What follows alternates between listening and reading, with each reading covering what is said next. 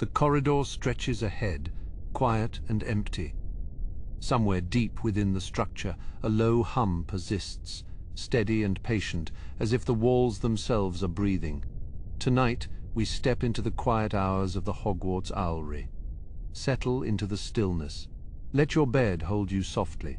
Let your thoughts grow quiet and distant. Let the last of your effort melt away. This is canon and calm. Let us begin. The ascent up the West Tower is a slow, deliberate climb across 142 steps of cold, circular stone. Each step carries a soft echo, a hollow resonance that bounces off the curved walls and speaks of the many years these stairs have served the castle.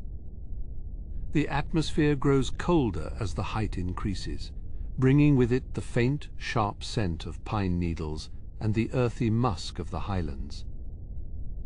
Upon reaching the top, the door creaks on its hinges, a familiar groan that announces the start of the evening watch. Inside, the circular room is a tapestry of shadows and soft white shapes, where the inhabitants of the tower wait in patient silence. The stone floor is carpeted in a thin layer of straw and dropped feathers, muffling the tread of leather boots as the work commences. A single copper lantern hangs from a hook near the entrance, its flame casting a low amber glow across the nearest perches. To the left, a great grey owl stirs, shifting its weight from one taloned foot to the other with a dry rustle of its wings. Its eyes, two golden orbs in the dimness, watch with a quiet intelligence that seems to understand the necessity of this late hour. The first task of the shift involves the cleaning of the lower roosts, where the most active messengers tend to congregate during the day. A small brass scraper, weighted and cool in the hand, is used to clear the dried remnants of the day's activity from the stone ledges. The scrape of metal against granite is a rhythmic, grounding note, a task that requires focus but allows the mind to wander through the history of this place. High above, the rafters are lost in the murk, though the occasional hoot or clicking beak betrays the presence of 100 more birds. This is a place of transition, a hub where secrets and mundane greetings alike pass through on their way to distant corners of the country. The wind whistles through the glassless windows, a constant low moan that keeps the atmosphere fresh and carries the chill of the mountainside. Moving to the central sorting table, the surface is laden with scrolls that arrived after the final bell of the afternoon classes. Each piece of parchment has its own texture, some smooth and expensive, others rough and hurriedly torn from a notebook. The wax seals are diverse, ranging from the deep crimson of official school business to the pale green of a personal family crest. One must handle these missives with care, ensuring the ink is dry and the ties are secure before they are assigned to their respective carriers. A small bowl of owl treats, dried and salted, sits at the edge of the table, a reward for the birds who have just returned from long flights. The barn owls are the most eager, drifting down from their high perches with a ghostly grace that makes no noise at all.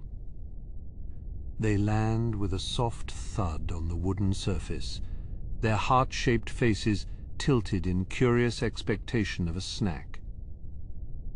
Feeding them is a quiet ritual, a moment of connection between the worker and the creature that serves the wizarding world so faithfully.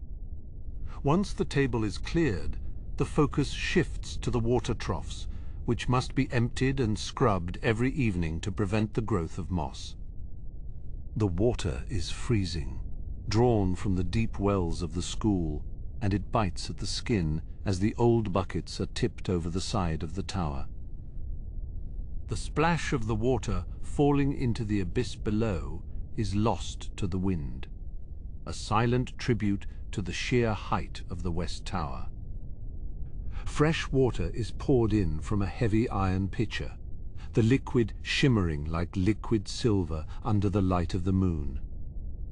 In the corner, a snowy owl preens its feathers, each movement precise and elegant, a stark contrast to the ruggedness of the stone walls. This bird is a veteran of the post, having flown to the furthest reaches of the northern islands and back without ever losing a letter. There is a sense of mutual respect here, a shared understanding of the quiet labor that keeps the lines of communication open. The ledger on the desk requires updating, a record of every bird that departs and every bird that returns during the moonlit watch. The quill scratches across the page, the ink smelling of soot and oak gall, as the names of the owls are meticulously noted down. Barnaby, the brown owl with the crooked beak, is still out on a delivery to the ministry, his return expected before the first light of dawn. Athena, the smaller screech owl, has just tucked her head under her wing, her duty finished for the next 12 hours. The silence of the tower is never truly absolute, but rather a collection of small organic noises that form a peaceful backdrop to the work. It is the sound of a beak sharpening against stone, the flutter of a dream-filled wing, and the soft sigh of the wind in the eaves. As the first hour of the watch passes, the body adjusts to the chill, and the mind finds a steady pace in the repetition of the chores. The leather straps used for securing larger parcels are checked for wear, their surfaces rubbed with a bit of oil to keep them supple. These straps have seen years of service, their edges softened by the constant contact with feathers and the elements. Every object in this room has a purpose, a function that has remained unchanged for centuries, even as the students below come and go. The Owlery is a constant, a sentinel of the castle that never truly sleeps, even when the rest of the world is dreaming. One looks out through the arched window, seeing the distant lights of the Hagrid's hut flickering like a fallen star against the edge of the forest. The Great Lake is a sheet of black glass, reflecting the stars with a clarity that only the high altitude of the tower can provide. It is a moment to breathe, to appreciate the stillness of the environment before returning to the next set of perches that require attention. The work is not glamorous, nor is it often noticed by those who receive their mail at the breakfast table, but it is vital. Without the night watch, the messages would pile up, the birds would grow restless, and the order of the school would begin to fray. There is a deep satisfaction in this quiet service, a feeling of being part of the hidden machinery that makes the magic possible. The next section of the tower houses the larger Rafters, those capable of carrying heavy packages across the sea. Their perches are reinforced with iron, and the straw here is thicker to provide more warmth against the drafts that blow in from the north. As the lantern is carried into this new area, the light glints off the sharp, curved beaks of the eagle owls, who watch with a stoic intensity. They do not move as the floor is swept, their presence a weighted reminder of the power and wildness that these birds still possess. Even in their service to wizards, they remain creatures of the wild, bound to the tower by habit and the bonds of a shared purpose. The transition between the different areas of the Owlery is seamless, a flow of stone and wood that guides the worker through the night's duties.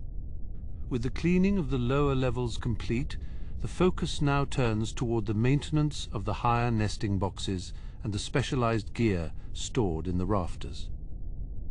The stone steps of the spiral staircase are narrow and worn smooth by the passage of countless boots across the decades. As one climbs higher into the rafters, the atmosphere becomes thinner, filled with the scent of dried cedar, and the faint, sharp tang of ozone that precedes a storm.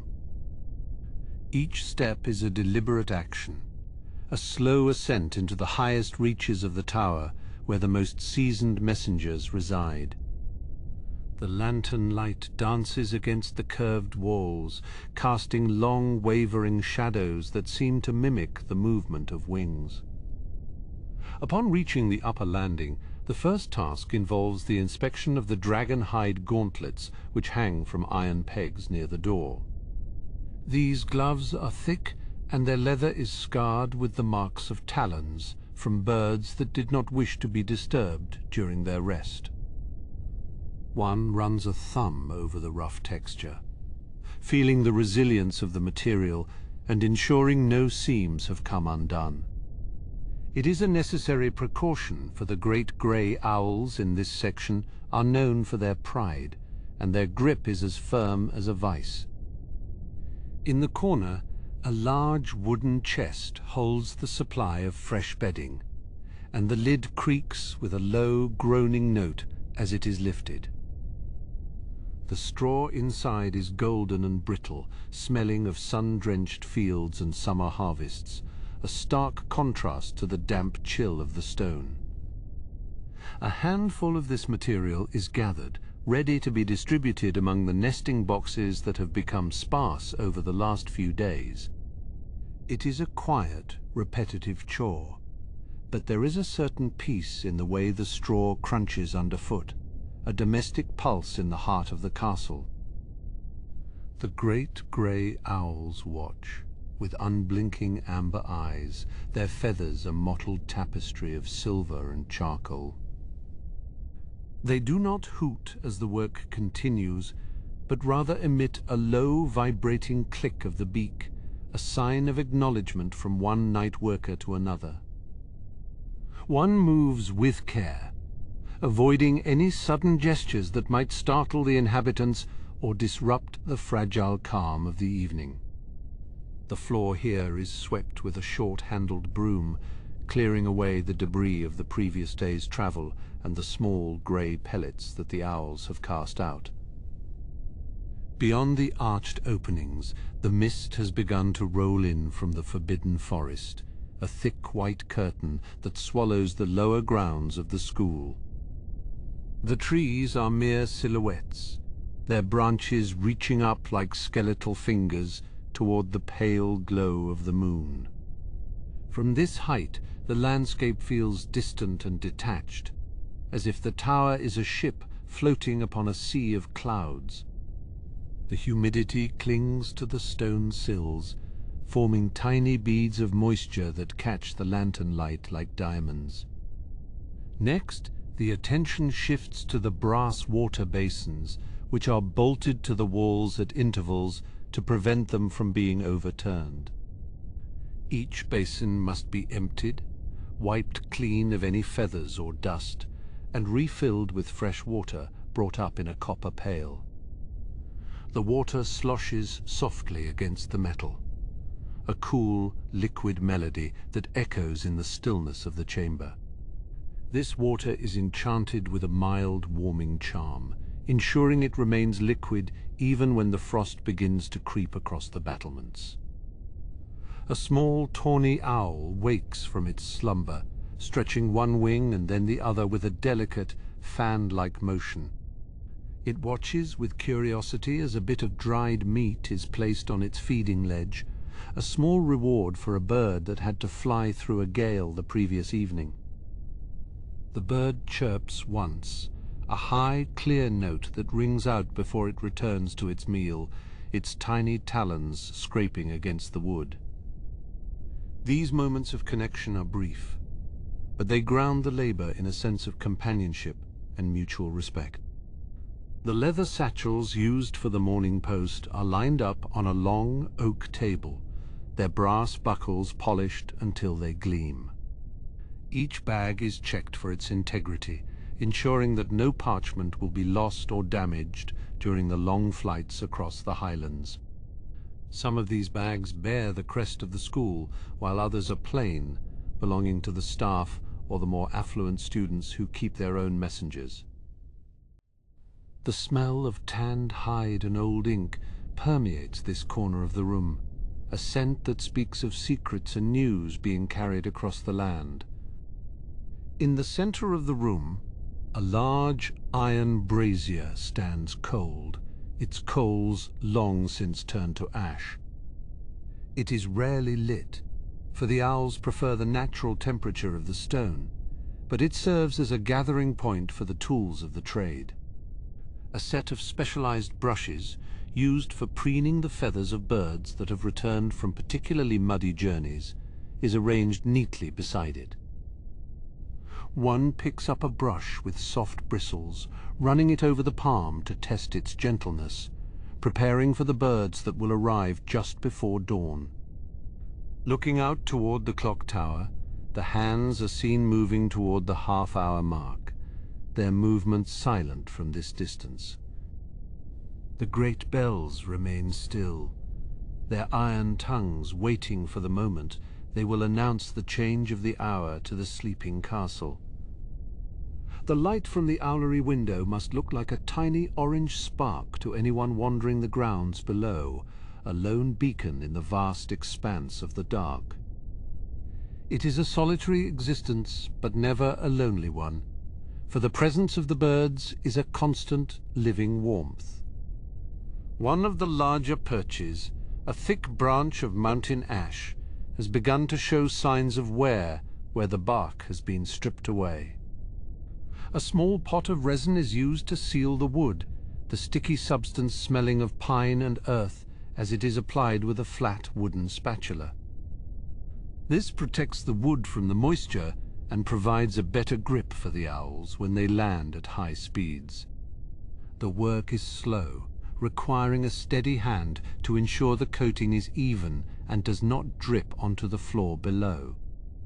Across the room, a shelf holds various jars of specialized treats, from dried crickets to small preserved fish for the more exotic breeds. Each jar is labeled in a neat, cramped hand, the ink faded but still legible in the dimness of the hour. One jar is opened, and the faint, salty aroma of the sea fills the immediate area, a reminder of the diverse places these birds travel to. A few treats are set aside in a small pouch, ready to be used as incentives for the more stubborn messengers during the final rounds. The wind picks up slightly, whistling through the gaps in the stonework and causing the hanging lanterns to sway on their chains. The creak of the metal links is a rhythmic metallic sound, a heartbeat for the tower that fluctuates with the intensity of the breeze. It is a familiar noise, one that signifies the change in the weather and the approaching transition toward the early morning hours. The owls tuck their heads deeper into their plumage, their bodies becoming soft, feathered orbs that resist the draft. A stack of old parchment scraps, used for practice notes or testing nibs, sits in a wooden cubby near the desk. One picks up a piece, feeling the grain of the paper and the way it has yellowed with time, a relic of a student's forgotten message. These scraps are often recycled as padding for fragile parcels, a mundane use for what might have once been a heartfelt letter or a frantic request for more pocket money. The history of the school is written in these small, discarded fragments, a quiet record of life within the walls. The maintenance of the highest perches requires the use of a tall wooden ladder that is bolted to a tracking rail around the perimeter of the tower. Moving the ladder is a weighted task, the iron wheels rumbling softly against the stone floor as it is pushed into position. One climbs the rungs with care, the wood feeling solid and reliable under the hands until the very top of the rafters is reached. From here, the view of the interior is breathtaking, a vertical maze of wood and stone that houses hundreds of living creatures. Up here, the dust is more prevalent, coating the top surfaces of the beams in a fine grey powder that shimmers in the light. A soft cloth is used to wipe away the accumulation, preventing it from irritating the sensitive eyes and lungs of the birds that roost in the peaks. The work is meticulous, reaching into the corners and crevices where the shadows are deepest, ensuring every inch of the tower is cared for. It is a labor of love, a silent vow to keep this sanctuary clean and safe for its inhabitants. One particular owl, a snowy female with a regal bearing, ruffles her feathers as her perch is cleaned, letting out a soft, hooting breath. She has been a fixture of the tower for many years, her presence a comforting constant for the night watch. A gentle hand is extended, and she allows a brief stroke along her chest, her feathers feeling like cool, dry silk. This moment of trust is a reward in itself, a connection that transcends the simple roles of keeper and kept. The descent back to the main floor is slower than the climb, the legs feeling the weight of the hour and the effort of the tasks. The lantern is held low, illuminating each step to ensure no stray bit of straw or equipment causes a stumble. The silence of the tower seems to deepen as the clock tower finally strikes the half-hour, the low, resonant chime vibrating through the very stones of the wall. It is a signal that the middle of the shift has passed, and the routine must now turn toward the preparations for the dawn arrivals. Final checks are made of the lower nesting boxes, ensuring that each one is occupied by a bird that is healthy and at rest. Any signs of distress or illness must be noted in the logbook, a thick, leather-bound volume that sits on the central desk. The scratching of the quill against the paper is the only noise for a few moments, a thin, sharp sound that marks the completion of this phase of the work. The ink dries quickly in the cool atmosphere, leaving behind a permanent record of the night's observations. With the cleaning and maintenance of the upper levels concluded, the focus now turns toward the sorting of the outgoing mail that has been deposited in the collection bins during the late evening. The parcels are diverse in shape and size, each one representing a connection to the world beyond the castle gates, waiting for the strength of a wing to carry it home. The sorting table is a wide slab of weathered oak, its grain smoothed by centuries of sliding parchment and heavy wax seals. It sits under the amber glow of a single enchanted candle that never flickers, casting long, steady shadows across the stone floor. Here, the letters are organized not by their destination, but by the physical strength of the bird required to carry them. The wood feels cool and solid beneath the fingertips, a grounded presence in the middle of the circular tower. One picks up a thick envelope, feeling the weight of the crimson wax seal, which is embossed with the crest of a prominent wizarding family. It is cold to the touch, the substance brittle and precisely applied, catching the dim light as it is moved. Such a parcel requires a great grey owl, a bird with the stamina to cross the Scottish Highlands before the sun climbs too high.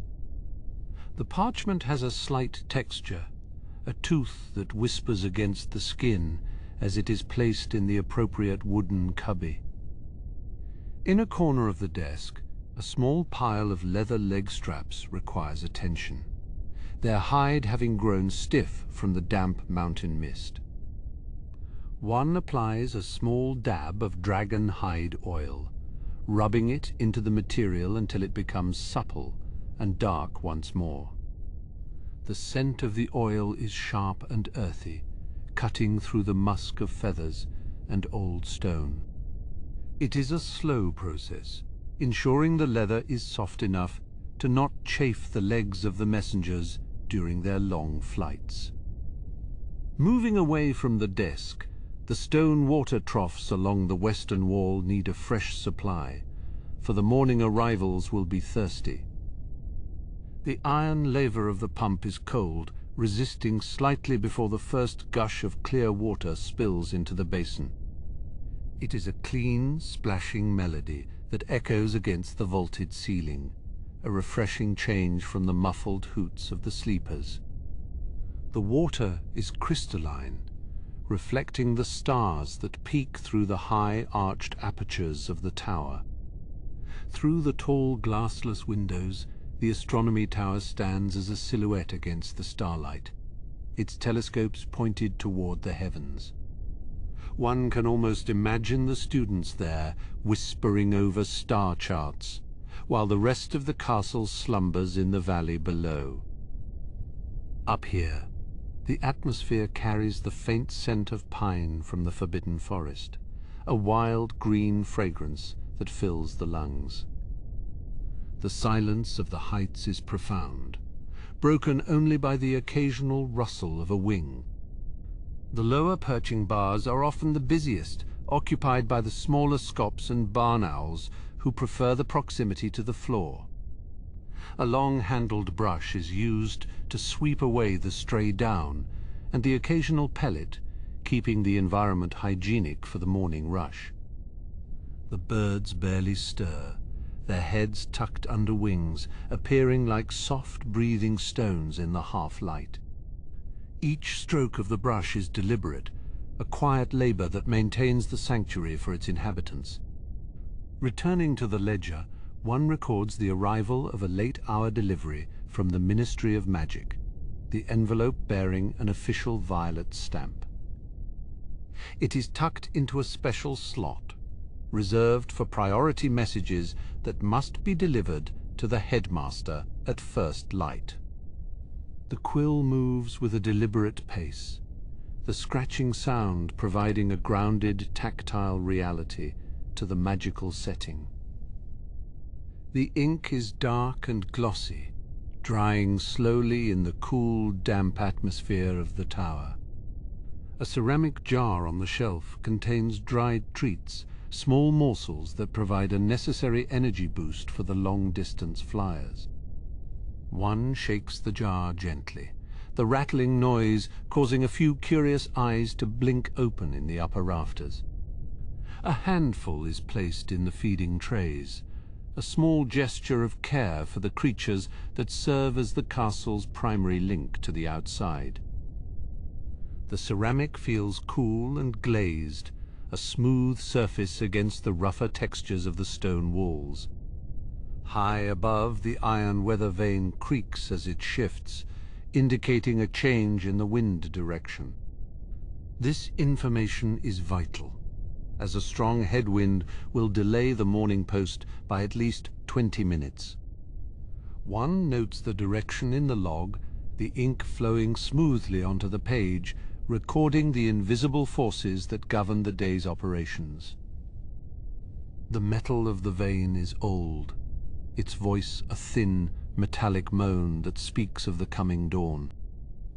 A young barn owl, still learning the ways of the tower, hops down to investigate the movement at the desk. Its face is a perfect pale heart, its eyes wide and full of a quiet intelligence that seems to see through the murk. A small piece of dried meat is offered, which the bird takes with a delicate, precise snap of its beak before returning to its roost. The feathers on its chest are like fine lace, shifting slightly with every breath it takes.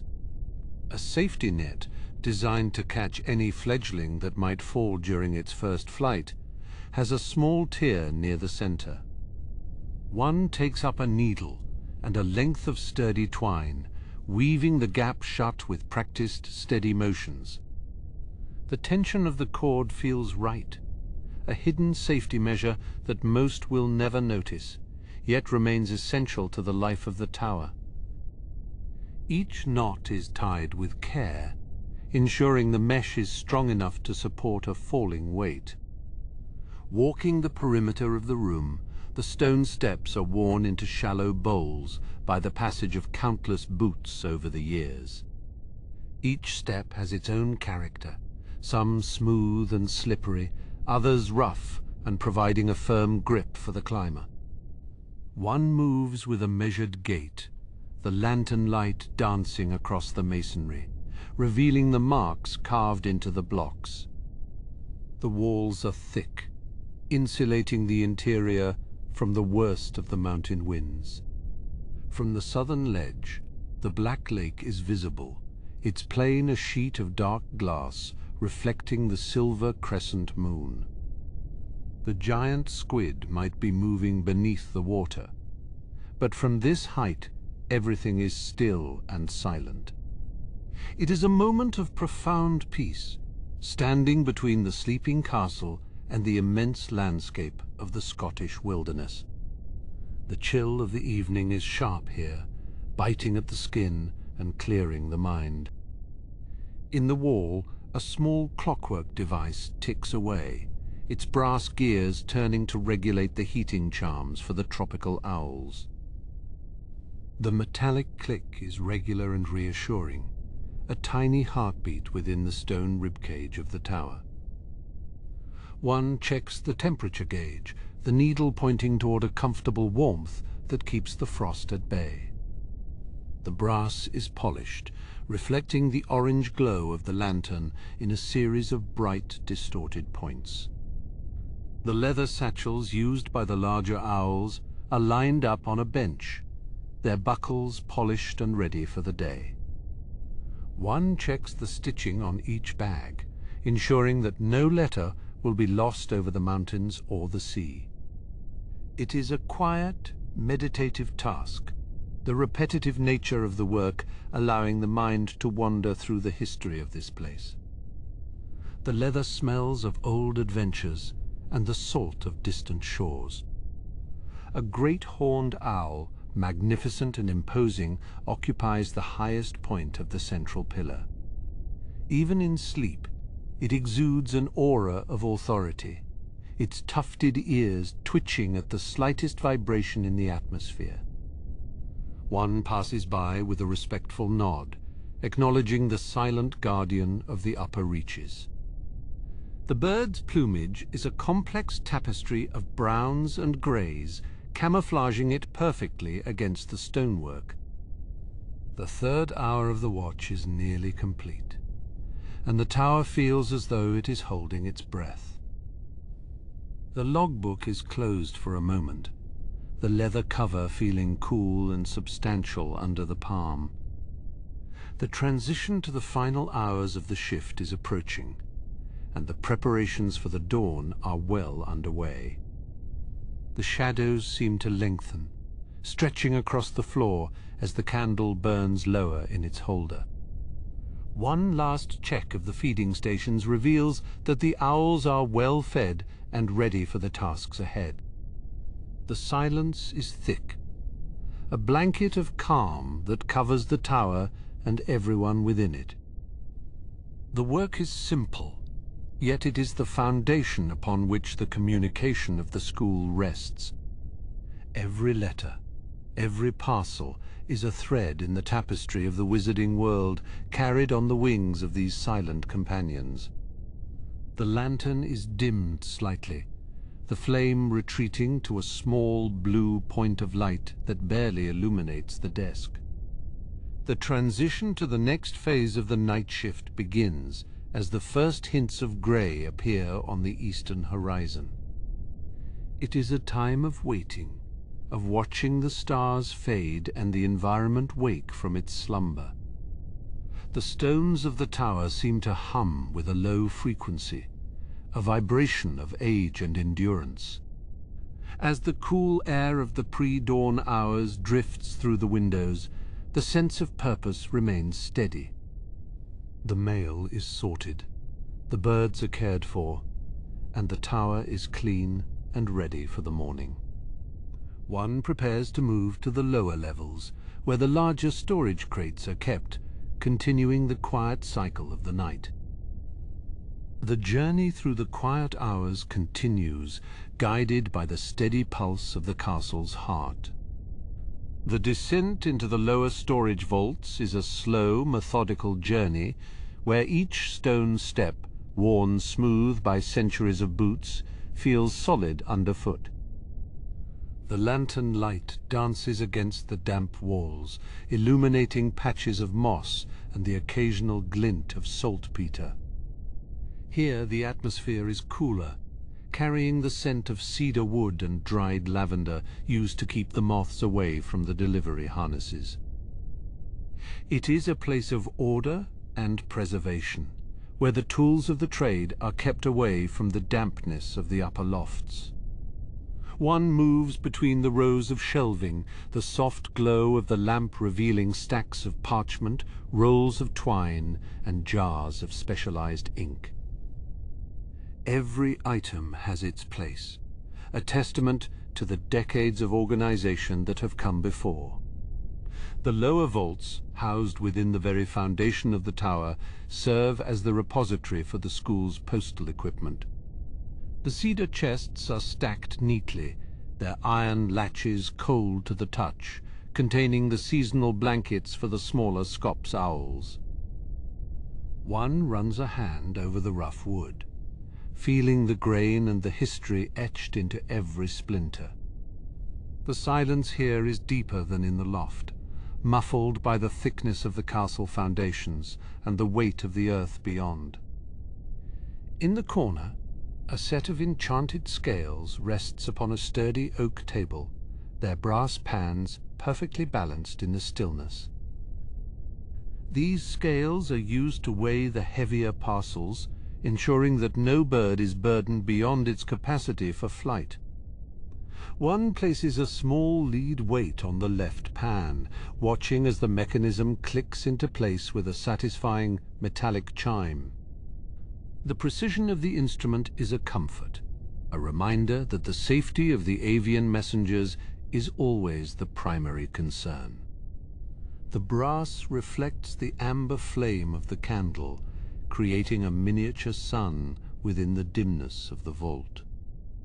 Next to the scales lies the master ledger for incoming freight, its pages thick and yellowed with age.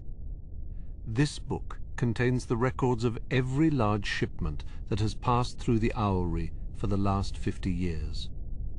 One flips through the pages, the paper whispering against the skin, revealing entries written in dozens of different hands. Some are elegant and loopy, others are cramped and hurried, but all tell the story of the school's connection to the outside world. It is a humble chronicle of daily life, of birthdays, of business, and of the quiet moments shared between friends. Beyond the archives, the repair station is a clutter of leather scraps, copper rivets, and various oils for conditioning the flight gear. The smell of neatsfoot oil is pungent and earthy, a familiar companion during these late hours.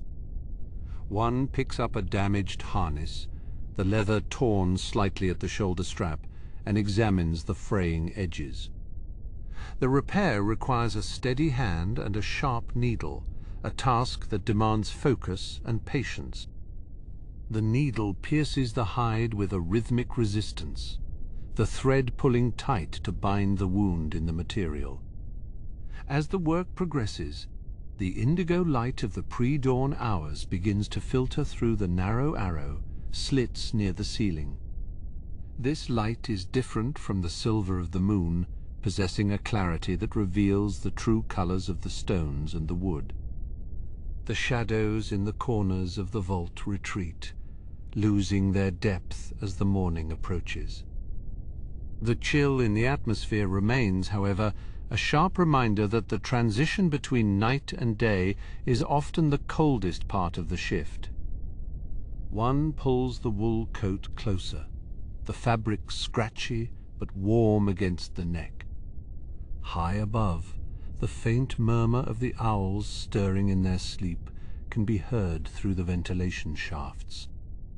It is a soft, communal noise, a sign that the inhabitants of the tower are starting to sense the change in the light.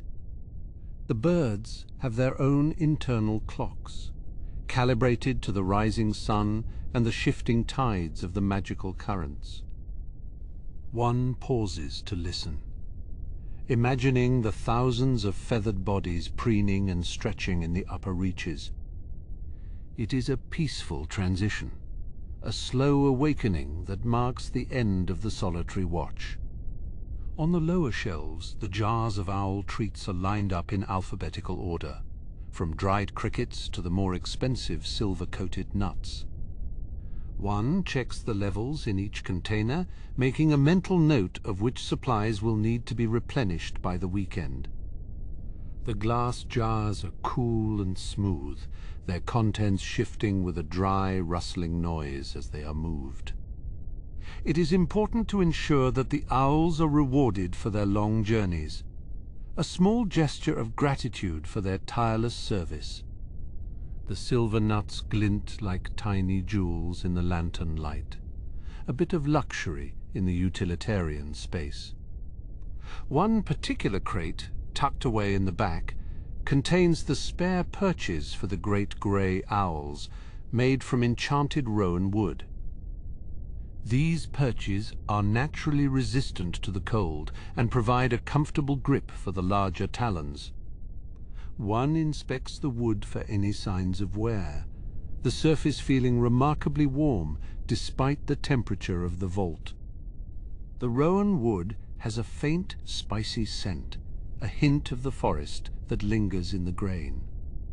It is a sturdy material, chosen for its longevity and its affinity for the messengers of the north.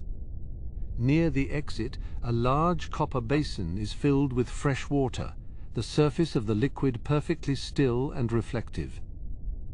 One dips a finger into the water, feeling the biting cold of the mountain spring from which it was drawn.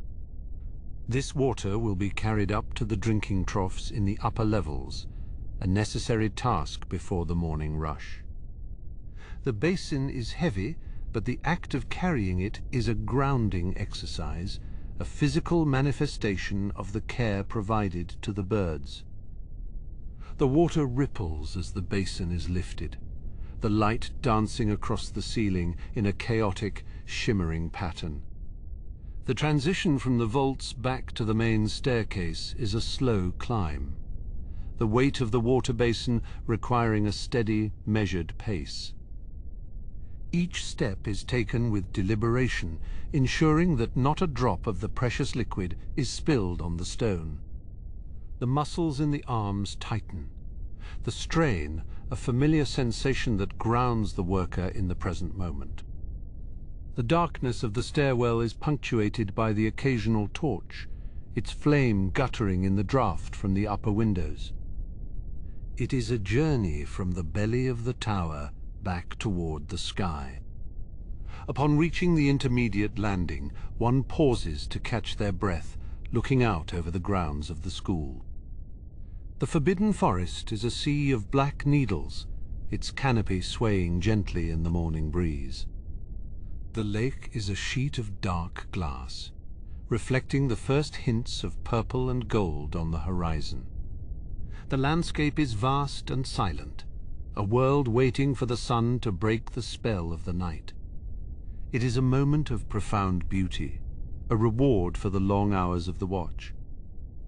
In the distance, the silhouette of the castle stands tall against the brightening sky, its many towers and battlements like fingers reaching for the stars.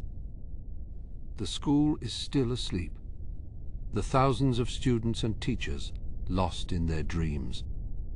Only the night shift workers are awake, the unsung guardians who keep the heart of the institution beating. There is a sense of pride in this quiet labor, a knowledge that the morning would not be the same without the work done in the shadows. The cold air is invigorating, clearing the mind and sharpening the senses for the final hour. One returns to the main loft, where the air is filled with the scent of feathers and old stone. The owls are more active now, their hoots becoming more frequent and insistent as the hunger of the morning sets in. One begins the process of filling the troughs with the fresh water, the sound of the liquid splashing against the stone a cheerful note in the quiet room. The birds watch with interest, their large eyes following every movement with a mixture of curiosity and expectation. It is a daily ritual, a bond of trust between the worker and the winged companions. The final task of the shift involves the cleaning of the brass perches, a job that requires a soft cloth and a bit of elbow grease. The brass is tarnished by the dampness of the night, its shine hidden beneath a layer of dull oxidation. One rubs the cloth in circular motions, watching as the metal begins to gleam once more under the touch. It is a satisfying process, the transformation of the dull into the bright, a metaphor for the coming dawn. The metal feels warm under the friction, a small source of heat in the chilly room. As the sun finally breaks over the mountains, the first rays of light hit the top of the tower, turning the grey stone into a brilliant gold. The transition is complete. The night has given way to the day, and the Owlery is alive with the energy of the morning. The first of the day shift workers can be heard climbing the stairs, their footsteps a sharp contrast to the quiet tread of the watchman. The logbook is signed for the last time, the ink drying quickly in the crisp morning air. The shift is over, but the cycle of the tower continues, a never-ending pattern of service and care. One prepares to leave, the mind already drifting toward the warmth of a bed and the quiet of sleep. The journey through the quiet hours has ended, leaving behind a sense of peace and a job well done. The tower remains, a silent sentinel in the light of the new day, ready for the thousands of messages that will soon take flight.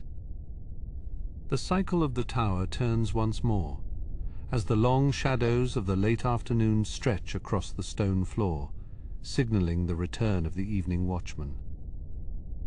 The sun descends behind the jagged peaks of the western mountains, leaving a trail of violet and bruised orange across the horizon. Within the circular walls of the tower, the transition from the bright afternoon to the soft twilight is felt in the cooling of the stones. A fresh set of eyes takes over the watch, scanning the rows of perches where the winged messengers are only just starting to stir. The morning's frantic energy has long since subsided, replaced by a patient, expectant quiet that fills the high chamber. One picks up the weighted, leather-bound ledger, its pages crinkling under the touch of a thumb as the previous entries are reviewed. The ink from the dawn shift is dry and faded, a record of a time that feels like a distant memory in the present dimness. The first task involves the inspection of the leather harnesses, which hang in neat rows upon the time-worn wooden pegs. Each strap must be checked for wear, the supple material requiring a light coating of oil to remain flexible against the biting wind. The oil has a sharp, clean scent that cuts through the musty atmosphere of the loft, a familiar companion to the worker. One moves with a slow, deliberate pace, ensuring every buckle is secure and every stitch is intact.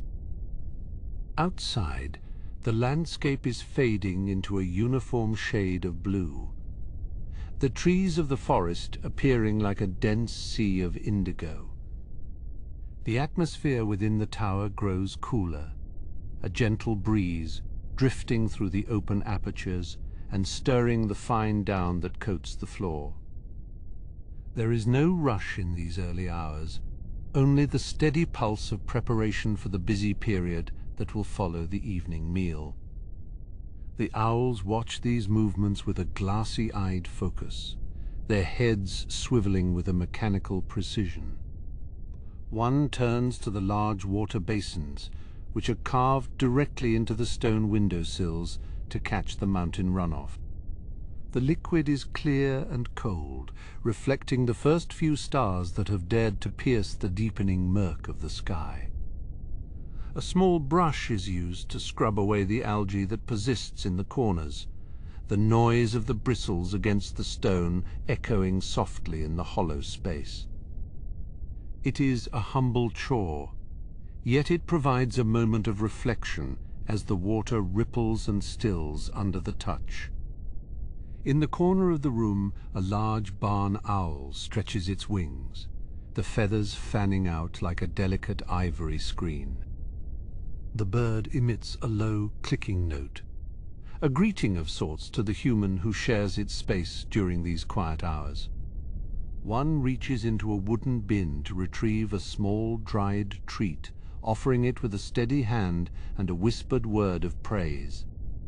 The owl takes the offering with a gentle snap, its talons clicking softly against the wooden perch as it returns to its rest.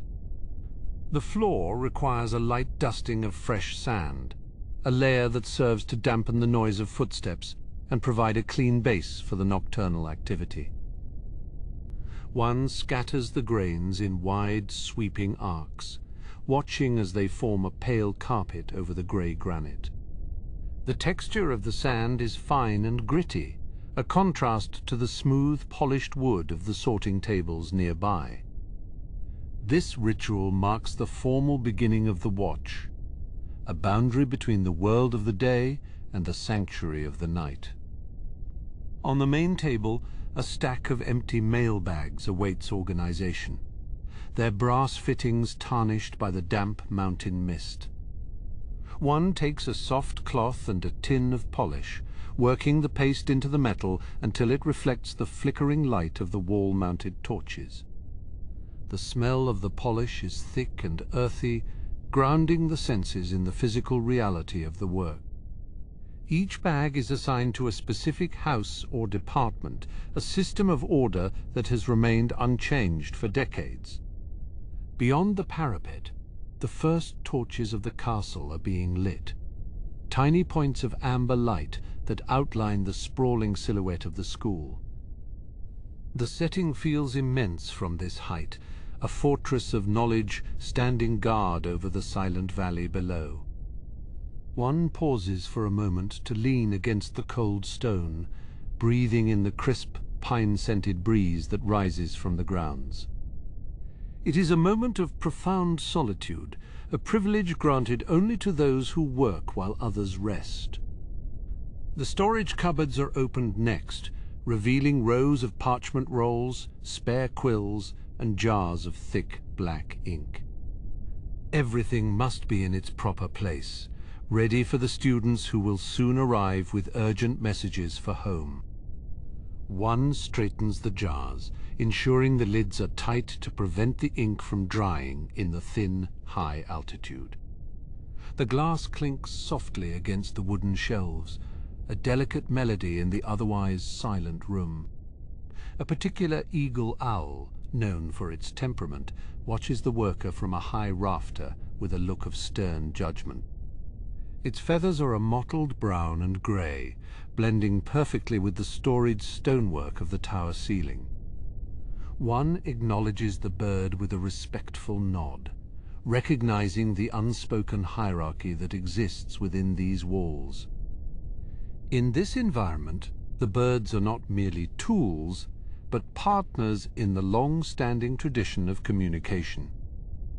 The temperature continues to drop, the dampness of the evening clinging to the exterior of the tower like a shroud. One pulls a thick woolen cloak closer, the fabric providing a layer of much-needed warmth against the encroaching chill. The stones of the floor are cold through the soles of the boots, a reminder of the elevation and the exposure to the elements.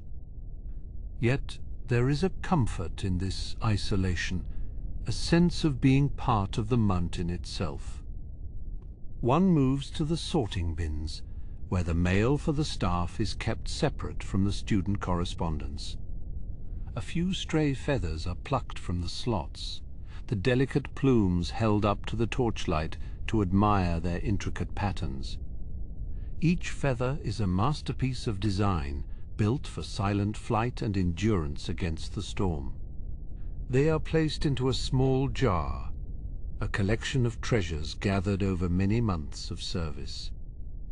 The large brass clock on the wall ticks with a slow, heavy cadence, its pendulum swinging in a steady arc that measures the passage of the evening.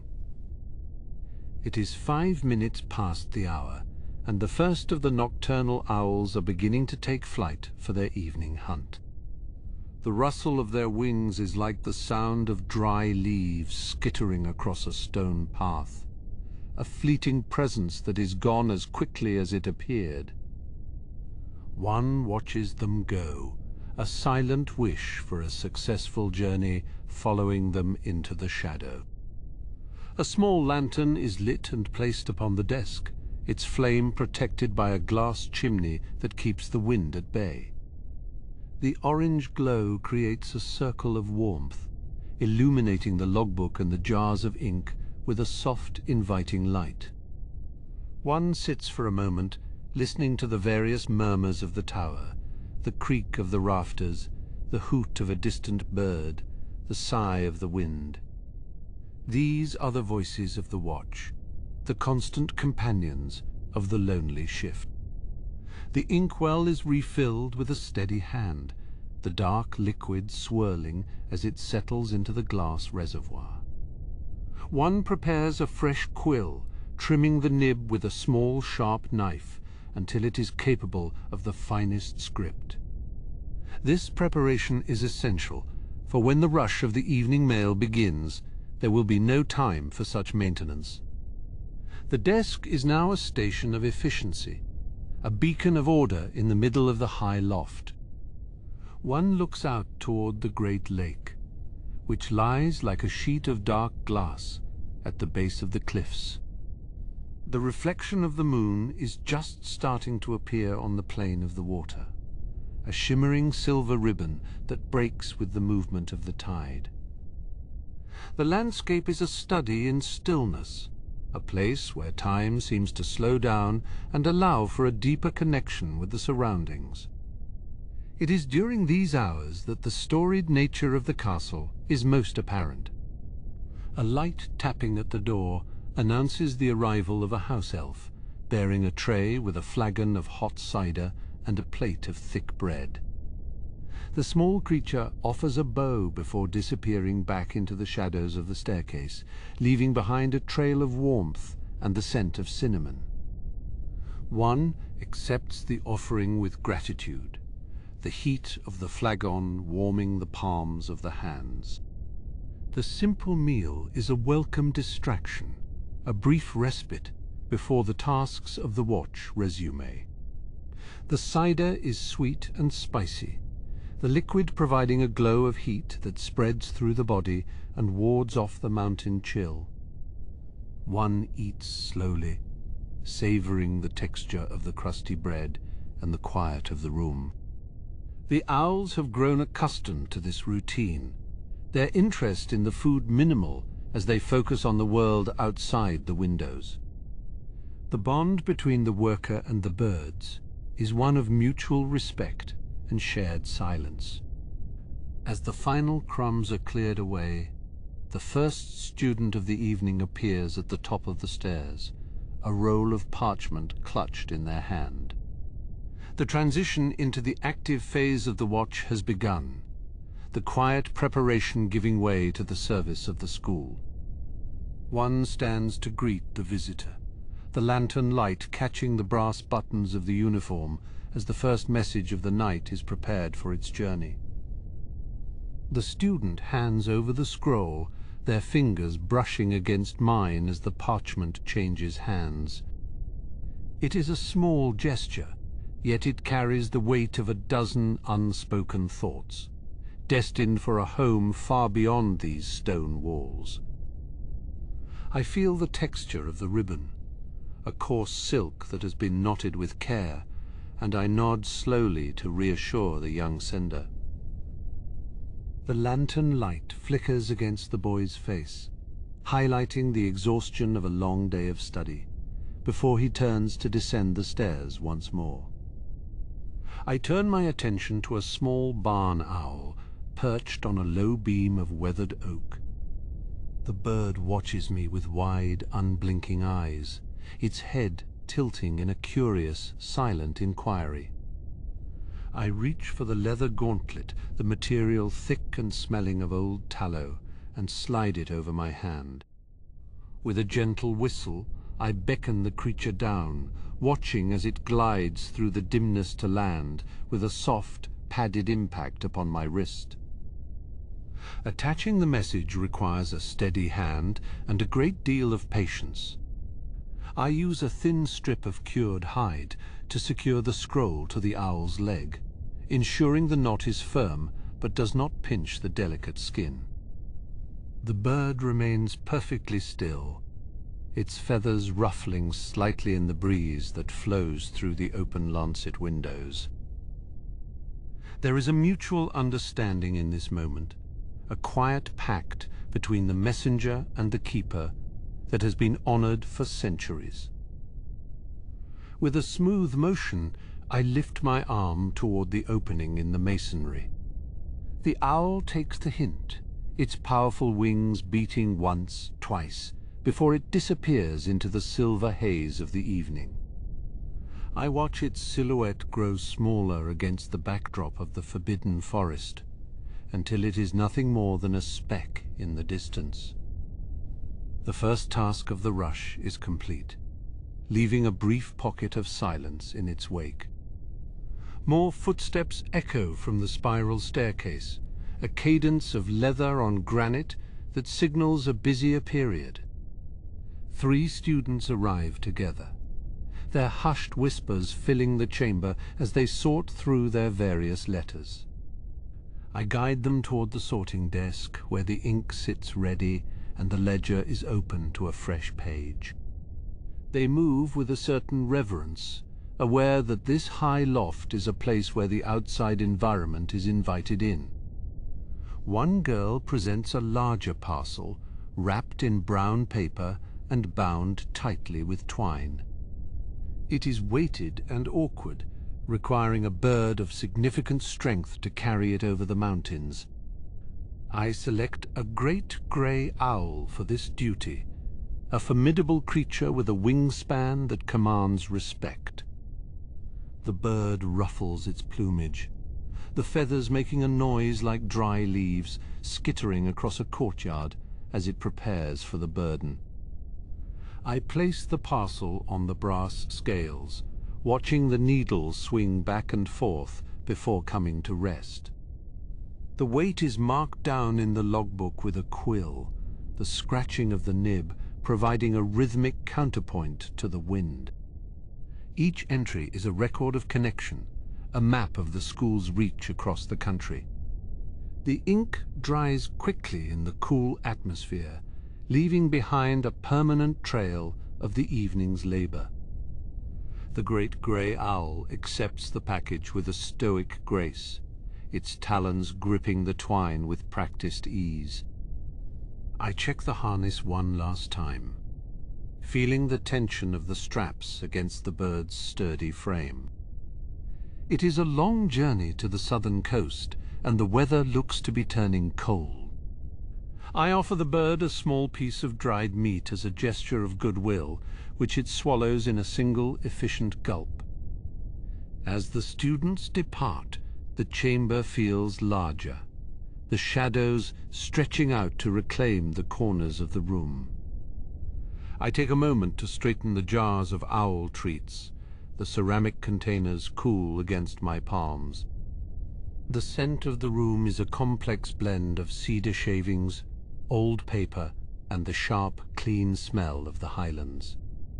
It is a fragrance that defines my shift, a sensory reminder of the unique nature of this post. A snowy owl returns from a long flight, its white feathers dusted with a fine layer of frost. It lands heavily on the central roost, its chest heaving as it recovers its breath. I approach it slowly, offering a warm, damp cloth to clear the ice from its wings. The bird leans into the touch, letting out a soft, appreciative hoot that vibrates through the quiet space. It has come from the far north, carrying the chill of the Arctic in its wake. I spend several minutes cleaning the perch beneath the returning bird, using a stiff brush to clear away the debris of the journey. This maintenance is a constant cycle, a necessary part of keeping the loft habitable for its many residents. The wood of the perch is smooth from years of use, the grain polished by the grip of countless talons. It is a tactile history of the tower, written in the wear and tear of the material. A stubborn eagle owl refuses to move from its favorite spot near the rafters, its golden eyes glowing with a faint inner light. I do not force the issue, knowing that these birds have temperaments as varied as the students themselves. Instead, I move to the far window to check the weather vanes, which are spinning slowly in the changing breeze. The direction of the wind will dictate the flight paths for the next hour, and I must plan accordingly. The atmosphere in the tower shifts as the clouds move across the moon, casting the interior into a deeper murk. I adjust the wick of my lantern, the flame growing taller and casting long, dancing shadows against the vaulted ceiling. The architecture of this place is a marvel of masonry, the stones fitted together with a precision that has defied the passage of time.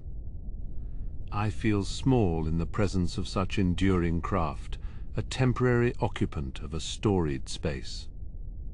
I hear the distinct, sharp snap of a howler being prepared in the common rooms below, a sound that carries surprisingly well through the vents.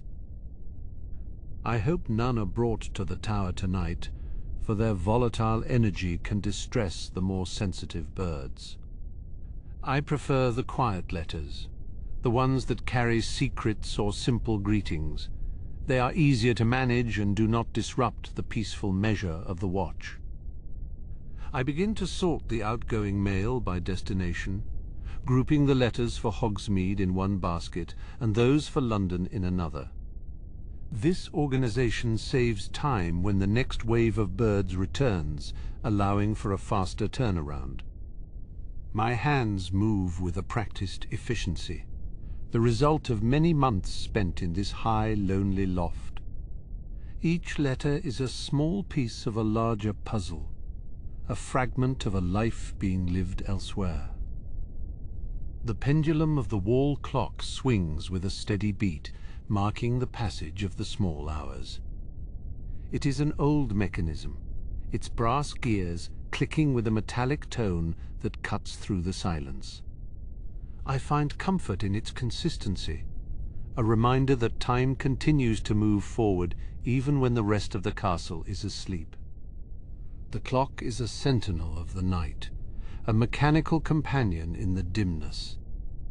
I take a sip of the remaining cider, the liquid now lukewarm but still pleasant. The spices have settled at the bottom of the flagon, leaving a lingering taste of cloves and nutmeg on the tongue. It is a small indulgence, a moment of warmth in the middle of a cold shift. I look out at the stars, which are beginning to peek through the gaps in the cloud cover, their light a distant cold fire. A final student arrives, breathless and hurried, clutching a letter that looks like it was written in great haste. I accept it with a calm smile, sensing their anxiety and offering a silent nod of understanding. There is no need for words in this place. The work speaks for itself. I select a swift, agile owl for this last-minute delivery, watching as it takes flight with a determined flutter. The rush has finally subsided, leaving the tower to the owls and the wind once more. I walk the perimeter of the room, checking the latches on the windows and ensuring the food bins are properly sealed. The birds are settling back into their resting positions, their heads tucked under their wings as they drift into a light sleep. The energy of the room has lowered, the frantic pace of the mail hour replaced by a profound stillness. I return to my desk and pick up the quill, ready to finalize the log for this portion of the watch. The ink is still wet on the page, reflecting the lantern light like a dark pool of water. There is a sense of accomplishment in a job well done, a feeling of being a vital link in a chain of communication. As I prepare for the final hours of my shift, the tower feels like a sanctuary, a place where the mundane and the magical exist in perfect balance. The scratch of my quill finally ceases, leaving a lingering echo in the small alcove where my desk sits. I watch the dark pool of ink on the parchment, waiting for the wet sheen to fade into the grain of the paper. This ledger is a record of movement, a silent witness to the letters that have departed for distant cities and lonely highland cottages. The wood of the desk is scarred by decades of use, its surface a map of every spill and every frantic note ever written here. I rise from my stool, feeling the stiff resistance in my joints after an hour of stillness. The floorboards groan beneath my boots, a familiar greeting that resonates through the hollow tower. My shadow stretches long and thin against the curved stone wall, dancing as the lantern flame flickers in a stray draught. I take a moment to stretch, reaching toward the high, timber-framed ceiling where the shadows are thickest. Moving toward the northern perches, I feel the temperature drop as the wind finds its way through the narrow, unglazed windows. This part of the loft is exposed to the elements, and the frost has begun to form a delicate crystalline lace along the stone ledges. I see a great grey owl watching me, its yellow eyes wide and unblinking in the half-light. It remains perfectly still, a feathered statue perched upon a beam of silver-grey oak. I notice a small piece of twine caught around its left talon, a remnant of a package it must have delivered earlier. I move slowly, keeping my movements predictable and my breathing even so as not to startle the creature. The bird allows me to approach, sensing no malice in my reaching hand. The twine is rough and salt-encrusted, perhaps having traveled all the way from a coastal village on the edge of the sea. With a pair of small, blunt-nosed shears, I snip the cord, feeling the tension release as the bird shifts its weight. It lets out a low, vibrating hoot that feels like a physical pulse against my chest. This is the quiet communication of the watch, a language of necessity and mutual respect. I tuck the scrap of string into my pocket, another small fragment of the world collected in the course of my duties. I turn my attention to the structural beams that support the conical roof, checking for any signs of wear or damp. The timber is time-worn and seasoned by centuries of mountain weather, yet it remains as solid as the mountain itself. I run my hand along the grain, feeling the ridges and valleys of the wood. It is a tactile history, a physical connection to the many hands that have maintained this sanctuary before my time. In the corner, a pile of empty wicker baskets sits ready for the morning collection. I begin to stack them more neatly, the dry reeds creaking and snapping softly as they settle into one another. These baskets will soon be filled with fresh linens and supplies brought up from the lower kitchens. For now they are merely hollow shapes in the dimness, waiting for the sun to give them purpose. I walk to the edge of the parapet, looking out over the sprawling grounds that lie hidden beneath the veil of the late hour. The great lake is a sheet of polished obsidian, reflecting the scattered diamonds of the stars above. There is no movement on the water, only the slow, rhythmic expansion of the tide against the shore. The silence out there is immense, a weighted presence that makes the tower feel like a tiny island in a sea of shadow. Far below, the lights of the groundskeeper's hut have long since been extinguished, leaving only the faint silhouette of the chimney against the trees. I imagine the warmth of the hearth inside, the smell of wood smoke and damp earth. Here the atmosphere is different, filled with the scent of pine needles and the sharp tang of the coming winter. It is a clean, honest smell that clears the mind and sharpens the senses. I find a stray feather on the floor, its quill snapped, but its barbs still perfectly aligned. It belongs to a barn owl, showing a beautiful gradient from snowy white to a toasted gold. I hold it up to the lantern light, marveling at the intricate structure that allows for such silent flight. It is a masterpiece of natural engineering, a tool designed for the murk and the mystery of the evening. I place the feather on a high ledge, leaving it for the birds to find or for the wind to eventually carry away. My path takes me toward the water troughs, which need to be replenished before the dawn.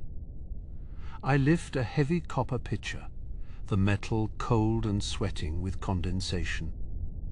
The sound of the water pouring into the stone basin is bright and musical, a sharp contrast to the low murmurs of the owls. I watch the ripples expand across the surface of the trough, distorting the reflection of the rafters above. The water is clear and frigid, drawn from the deep wells that sit beneath the castle foundations.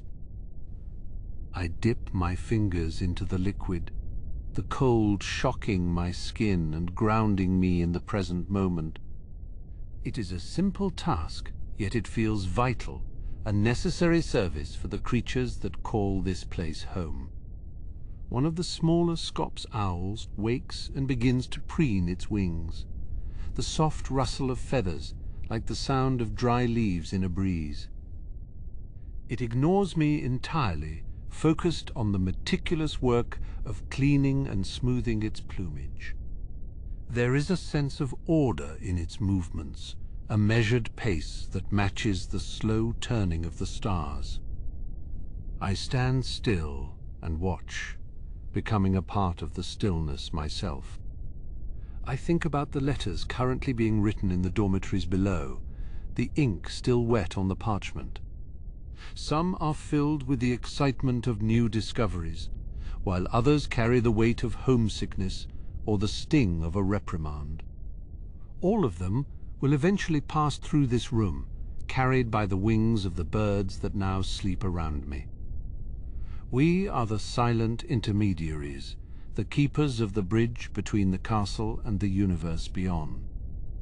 I move toward the spiral staircase that leads to the lower storage levels, my hand trailing along the cold stone of the central pillar.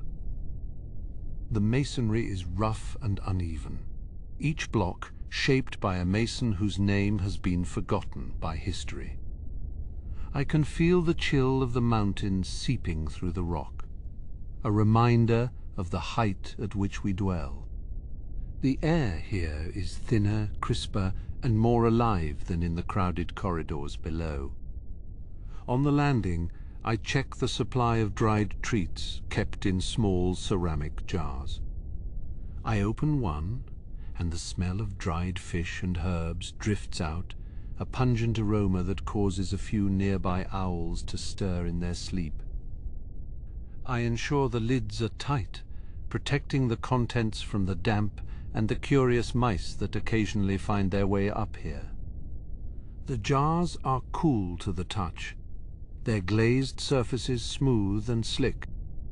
I find an old iron key resting on a hook, its surface pitted with age and oxidation. I do not know which door it once opened, as the locks in this tower have been changed many times over the years. It remains here as a relic, a piece of the building's memory that no longer has a function. I turn it over in my hand, feeling the weighted balance of the metal before hanging it back in its place.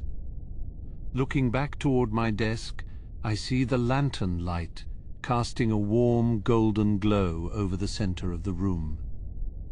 It looks like a beacon in the dimness, a small circle of clarity in a world of shifting shadows. The fatigue is starting to pull at the corners of my vision, but it is not an unwelcome feeling. It is the honest weariness of a night spent in useful service, a quiet exhaustion that brings its own kind of peace. I prepare to make one final circuit of the loft, checking the latches on the southern windows. The wind has died down, leaving the tower in a state of profound quietude. The only sound is the slow, steady ticking of the wall clock, marking the seconds with a metallic precision. It feels as though the entire castle is breathing in unison, a giant stone beast at rest in the heart of the mountains. I pause by the largest window, looking toward the astronomy tower in the distance. Its silhouette is sharp against the indigo sky, a lone spire reaching for the heavens. Somewhere over there, another watcher is likely looking out at the same stars, perhaps wondering about the person tending the owls in this high, lonely loft. We are the sentinels of the quiet hours, joined by the shared experience of the night. The latch on the final window clicks into place, a sharp metallic note that echoes briefly against the curved stone walls. I feel the resistance of the iron cold and unyielding under my thumb as I ensure the hook is seated deep within its eyelet. Outside, the wind has shifted to a low melodic moan, no longer rattling the frames, but merely brushing past the tower like a phantom. The glass is cold enough to sting, frosted at the corners where the moisture from the bird's breath has frozen into delicate, crystalline patterns. I step back, my boots crunching softly on the dry straw that carpets the floor, a sound that is both familiar and comforting in the stillness. I turn my attention to the workbench, where the tools of my trade lie in a state of orderly disarray. The inkwell is nearly empty, a ring of dried obsidian clinging to the inner rim where the level has dropped over the hours. I take a small cloth and wipe the nib of my quill, removing the last traces of the midnight correspondence before setting it aside to rest. The parchment of the ledger feels crisp and dry, its edges slightly curled from the humidity of the high altitude. I run a finger down the list of departures, noting the names of the owls that have not yet returned from their long journeys across the highlands. There is a specific kind of peace that comes with the final hour of the watch, a feeling of being suspended between two states of existence. The castle below is a slumbering giant, its many secrets tucked away behind tapestries and locked doors, while I remain here, perched in the clouds. I pick up a small broom made of birch twigs and begin to sweep the stray feathers toward the center of the room. They are light as thought, drifting across the stones in a silent, swirling dance that mimics the movement of the clouds outside. I gather them into a small pile, noting the variety of colors, from the snowy white of the northern breeds to the mottled browns of the local barn owls. Each feather represents a journey, a moment of flight that occurred while the rest of the setting was lost in dreams. I find a single long primary feather from a great grey, its barbs perfectly aligned and shimmering with a faint oily sheen. I hold it up to the lantern light, admiring the intricate architecture of the vein, designed by nature to cut through the atmosphere without making a sound. It is a reminder of the grace that inhabits this tower, even when the inhabitants are tucked away in their roosts. I place the feather on a shelf, a small souvenir of a shift that has passed without incident or alarm. I move toward the water troughs, checking the levels one last time to ensure the birds will have enough to drink when they wake. The water is still and dark, reflecting the orange glow of my lantern like a black mirror hidden in the stone. I add a few drops of a refreshing tonic from a small glass vial, the liquid swirling into the depths like a cloud of silver smoke. The murmur of a sleeping owl reaches me from the rafters, a low, rhythmic hoot that sounds like a question asked in a dream. I respond with a soft whistle, a habit born of many years spent in their company, and the bird tucks its head deeper into its wing. These quiet hours have a way of stretching time, making a single minute feel like an age of reflection. I find myself staring at the grain of the wooden beams, tracing the lines of the timber that has held this roof aloft for centuries. The wood is scarred with the marks of talons, a history of arrivals and departures etched into the very fabric of the building. I can smell the faint scent of cedar and pine, a sharp contrast to the earthy aroma of the birds and the damp stone. It is a clean, honest smell that clears the mind and prepares the spirit for the transition to come. I reach for the ceramic jars of treats, making sure the lids are fastened tight against the morning damp. The glaze on the jars is cool and smooth, a tactile relief after the rough textures of the masonry and the dry straw. I rearrange them on the shelf, placing the smaller tins behind the larger crocks to keep the workspace clear for the morning attendant. My movements are slow and deliberate, a measure of respect for the silence that has taken hold of the tower. I do not wish to disturb the equilibrium that has been established over the course of the evening. Looking out through the glass of the eastern portal, I see the first change in the sky, a subtle shift from deep indigo to a bruised, dusty violet. The stars are beginning to lose their brilliance, their sharp points of light softening as the atmosphere prepares for the arrival of the sun. The horizon is still a dark line, but there is a sense of expectancy in the landscape, a quiet preparation for the return of the day. I lean my forehead against the cool stone of the window frame, watching the way the shadow of the mountains stretches across the valley. The Great Lake is a flat, leaden expanse, its surface undisturbed by even the slightest ripple. I return to my chair and sit for a moment, letting the weighted sensation of fatigue wash over me like a tide. My muscles are stiff from the cold, and my eyes feel as though they have been dusted with fine sand, yet I do not feel the urge to rush. There is a profound satisfaction in seeing a task through to its conclusion, in being the one to hand over a quiet and orderly world to the next watcher. I pick up a small whetstone and begin to sharpen a pocket knife, the scraping noise providing a steady cadence to my thoughts. The blade is old, its steel worn thin by decades of use, yet it remains a reliable companion in the lonely hours. I think of the letters that are currently in flight, carried across the mountains and glens by the tireless wings of the owls.